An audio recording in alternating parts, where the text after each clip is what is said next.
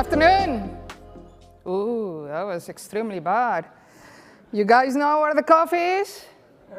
Let's try one more time. Good afternoon. Much better. How is everybody doing today? Exactly. Okay. Field CDO, that's kind of a lot. What it means is that I talk to a lot of you and a lot of your peers. And today I'm going to share a lot of insights, what I am seeing, what's going on in the field. But at the same time, we're going to embrace the phenomenal opportunity that we have together to really maximize what we can do with this technology.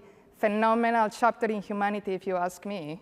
I feel very empowered. Do you feel empowered? I feel empowered. You feel empowered? Yes. One more time. You feel empowered? Yes. Exactly. This is the moment where we maximize the opportunity here. So if we think about this title, the commodity AI trap, and how we're going to break through with differentiated AI, I'm going to invite you to think about this room right here, right now. And we're going to say, OK, randomly, we're going to think about half of this room identifying yourself with the blue line, and half of this room identifying yourself with the green line if the horizontal axis is representing the AI spending initiatives that we have. We are investing in this technology. We are investing in cloud infrastructures. We are investing in tokens for generative AI. We are investing on consultants and third parties, all of that. OK? The y-axis is going to represent the so what. What are we getting out of it? We're actually gaining some efficiencies. And we have automation jobs that are actually making our life easier here and there. We have been learning through the last, I will say, 10 years to tie all that to a value. We talk about ROAI and try to bucket that into, OK, the so what. What is this giving me after this investment? But let's think about this. If we randomly have half of this room being the green line and half of this room being the blue line, my question to you is, how are you going to differentiate from your beloved competitor? How are you going to be better than the person that is sitting with you in the table if you are competing for the same customers or for the same outcome? How are you going to actually maximize the opportunity and see what needs to happen for you to be slightly better than your competitor if everybody here understands the power of data, investing on technology, AI outcomes, and so on? So today, we're going to think about changing the function. We're going to change the story. We're going to embrace the opportunity and really identify what needs to happen for us to have better, faster results after all the investment that we have been doing in technology, in cloud, in consultants, people, yada, yada, yada. In other words, how we're going to maximize this differentiated gap. What is going to make us better than our beloved competitor? All right? OK. So we're going to have a flashback. Flashback. I think around 30 years ago, do you remember going to Blockbuster and renting a movie? It was kind of a plan. Raise your hand if you ever went to Blockbuster to rent a movie. Exactly. It was a plan. It was the weekend. You go there. You walk through the islands. You look at the movies. It's a fun thing. All right. Now, raise your hand if you ever received a Netflix red envelope. All right. OK. Not so many people. But let's think about these two companies. Let's think about these two companies. One is going to be the blue line, and one is going to be the green line. Let's think about who is the green line. Well, what happened when internet landed and completely changed what these companies were dealing with from the technology perspective? What happened with Netflix? Streaming. Streaming happened. They completely embraced what was going on from the technology perspective and pivoted from the way that they were doing things to streaming, and not only streaming, but collecting every single data point that they could to feed it back to their project and process and enhance it. Recommendation engines, reducing churn, segmentation of their customers, all those use cases that we know that generate value, value, value. So they fully empower their teams, pivoted, and is an example of success when thinking about innovation with technology empowering this very diverse group of people. What happened with Blockbuster? Let's say that they didn't empower or shifted or pivoted fast enough, and, well, they're no longer around. So for this example, blue line, Netflix, for example, green line, Blockbuster, for example. Same opportunity, same product, empowered by the same technology, something pivoted the way that we were doing things. They shifted, they embraced it, and they maximized the opportunity. And that's what I'm going to tell you today. It's going on in the field. This is happening right now. What's happening? And what are we going to do differently that is going to make us be the blue line and not the green line? What do we have to do to get it better? What's going on in the field, if we think about it, 2 years ago, we have a pivotal moment. What was the pivotal moment? Thank you. Somebody's awake. You found the coffee? All right. Yes. OpenAI releases the ChatGPT for the masses.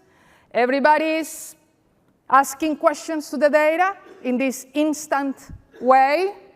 And they are having a conversation with this bot that has access to a tremendous amount of data. And the conversation becomes extremely interesting. All right. Today, in the field, when we think about what is happening today, we say most companies are blocked at the last mile. Let's think about how we do things today in the enterprise. Usually, if a business user has an analytics question or is going to interrogate the data somehow, the first stage is engaging somebody else from another team, a data scientist, a data analyst, a data engineer, whatever else, somebody else that has the technical background to do so. So where you go and ask, that person goes, interrogates the data using their skills, and then comes back to the business user. And then the business user is usually, yeah, cool, but I'm missing one more column. Can you change this from blue to red? Or, you know what I'm talking about? I see a lot of nodding faces, so yeah, I know. So that is the last mile. It's still there. It's linear, right? But what happened when ChatGPT was released for the masses is that you have a new leading AI adopters, a new group of people that is fully empowered by this technology outside the enterprise. So what are they doing? They are using ChatGPT. They are asking questions. They are fully embraced. They have the technology available. They are not even thinking about AI. It's so embedded. They're just talking in a very natural language way, all right? So if we think about that new generation, we think organically they're going to be demanding some kind of access to a GPT-like for the enterprise data. What happens with all our structured, unstructured, semi-structured data that is so much valuable in terms of the insights that we can get out of it? So if we think about how this looks like behind the scenes, well, very linear, as we mentioned. This is the last mile represented on this architecture, which is what? I have a question about the data. I'm going to start with this business person that is interrogating a data for a use case in the enterprise. And here we go. Ask the question, and it goes, and it goes, and it goes, and it goes, and it goes, and it goes, and it comes to me. And something is missing, and it goes, and it goes, and it goes, and it goes. Yeah, you see the frustration, you see the last mile. We are there, majority of us right here, right now, are there, okay? Remember, our goal today is to maximize the differentiator gap. How are you gonna be better, faster than your competitor? How are you gonna be the blue line and not the green line? So I'm going to invite you to think outside the box. I'm going to propose an architecture that is slightly different than the one that majority of you has deployed today in production. And what is going on here is that you have the same team, your same analyst, the same data scientist, the same engineer, but the role is slightly different and is mostly maintaining and adding the guardrails necessarily for you to scale on an AI decision system that is going to provide real-time insights to your business analyst, to your users, but with the enterprise data, all right? So it's your structured data, your unstructured data, your semi-structured data, your whatever else is part of that bank of information, but in a way that you are equally empowered as you are outside the enterprise, because everybody is using ChatGPT. How are you going to be equally empowered within the enterprise if you want to use the same communication and interaction using your structured and unstructured data? OK, so raise your hand if you have heard the term AI agent. All right? You see, it's going on in the field. It's happening. And if you don't know what I'm talking about, be careful. You don't want to be the green line. You want to be the blue line. And to be the blue line and to maximize that differentiated gap, you need to be able to not only be empowered by the technology equally as everybody else in this room, you also want to ensure that you add your domain-specific secret sauce that makes you better than your competitor. How are you going to do that? How are you going to bring that secret sauce that makes you better from the competitor? Well, let's think about an example.